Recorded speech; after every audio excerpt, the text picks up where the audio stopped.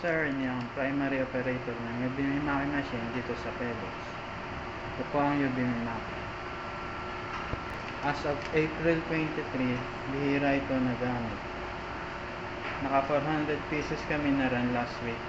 Nagpahinga ito ng 4 days. Wala kaming in-house order. Pending namin is good for 4 hours. Sa consumables naman, wala akong na-consume last week. Sa mismong machine naman, ang in-use ink namin. Ito po ang ink namin, ang stocks, updated naman po. Kung saan ako nakatapa! Kompleto ako sa lahat ng ink. Updated naman ang inventory report kahapon. Ito naman po ang aking printer head area, malinis naman po. Ito naman yung copying. Tuyo naman tong foam. Ganito naman ang pag head clean.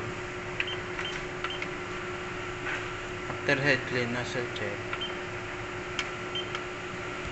Ito po, maayos naman yung nozzle check.